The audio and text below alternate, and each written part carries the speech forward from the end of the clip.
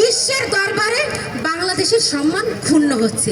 তাই বিদেশে যদি যেতেই হয় সঠিক নিয়ম কানুন আইন মেনে সঠিক তথ্য জেনে আমাদের বিদেশে যাওয়া উচিত।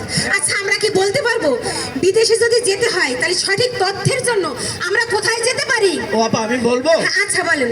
এই যে আমাদের কাছের প্রতিষ্ঠান ইউনিয়ন পরিষদ, আমরা সেখানে যাব। একদম ঠিক। ইউনিয়ন পরিষদে তথ্য সেবা কেন্দ্র আছে, সেখানে গেলে আমরা নিরাপদ অভিবাসন বিষয়ক সমস্ত প্রকারের তথ্য জানতে পারবো। এছাড়া কিন্তু আমরা ঘরে বসে জানতে পারি। কিভাবে জানেন? বলেন তো কিভাবে। বলি, এজন্য একটি টোল ফ্রি নাম্বার আছে।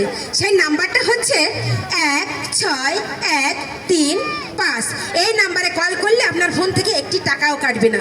আপনি বিদেশে যাওয়া সংক্রান্ত সমস্ত প্রকারের তথ্য আপনারা জানতে পারবেন। আরেকবার বলবো, বলেন বলেন। মনে রাখবেন কিন্তু 16135।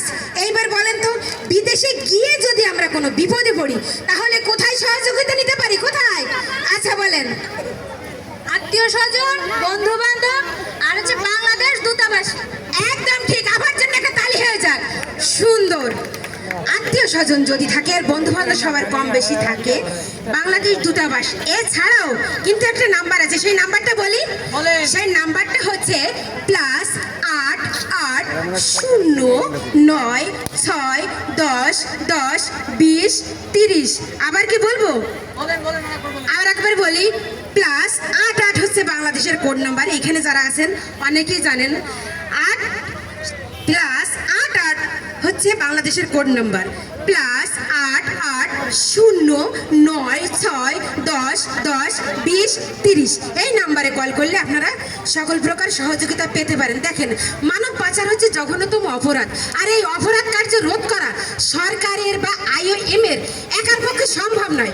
সম্ভব কেবল সমস্ত শ্রেণী পেশার মানুষদেরকে এক হয়ে কাজ করতে হবে। এইখানে যারা আছেন তারা তো অবশ্যই থাকবেন। সবাইকে আমি বিনয়ভাবে বলছি, অনুরোধ করে বলছি। এছাড়াও চেয়ারম্যান, মেম্বার, শিক্ষক, পুলিশ প্রশাসন, উকিল, মোক্তার, জজ, ব্যারিস্টার, ধর্মীয় নেতা, বাস, অটো রিক্সা শ্রমিক, সমস্ত শ্রেণী পেশার মানুষদেরকে এই পাচারকারীর বিরুদ্ধে এক হয়ে কাজ করতে হবে। তাহলে কি হবে জানেন? দেশটা একদম সোনার বাংলাদেশ হিসেবে আমরা গড়ে তুলতে